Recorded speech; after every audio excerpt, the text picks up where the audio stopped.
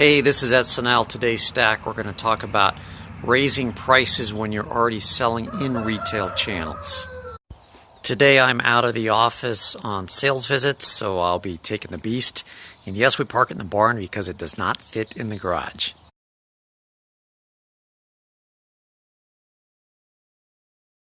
So a few things to consider before even going down the path of raising your retail prices.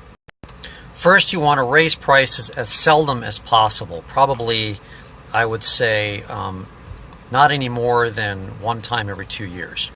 So that means building your profit and loss statement to have good margins so that if you do have price increases on your raw goods, you don't pass them on to your consumers.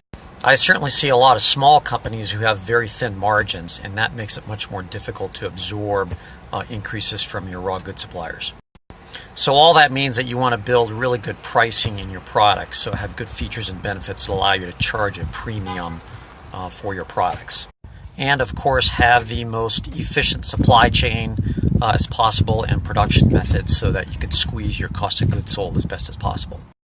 And be really efficient in your operations so that you've got your revenue minus your cost of goods sold minus operations, so you've got good net. Now for me, I try and build good net margins. So if I sell direct to consumer, I get at least 30%. If it's via retail, at least 20%. So if you got a 30 or a 20 net margin or somewhere in there, then that gives you really good room to absorb cost of goods sold increases without passing prices to consumers. But for a lot of products, inflation is just a fact of life. So you're going to have to plan for and execute on raising prices at some point. So here are some things to think through as you go about seeking to raise your prices to your retail customers. And in which case the retailer will then probably raise the suggested retail price that they sell the product to the end consumer. First, research your competitors. If they're raising prices across the industry, then that gives you more justification with your retail buyers to also raise prices.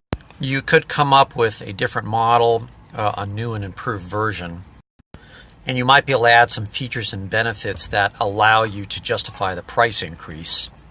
Third, you can give your retailers an extended period of time where they can purchase product at the old price. Fourth, after you've raised prices, you can run more promotions for an extended period of time. This might help ease your consumer buyers into the new price increases. Fifth, you could offer discounts on volume purchases of your product. So while the anchor price went up through volume purchases, consumers still benefit. One thing that I see manufacturers do is that they might decrease the size of the product, but then not decrease the price. So really they end up raising the price, but they don't want consumers to think that. This is a shady way of doing it, and I don't recommend you do this. Consumers will see the price increase, so it's better to just do it openly rather than trying to do it in an underhanded way.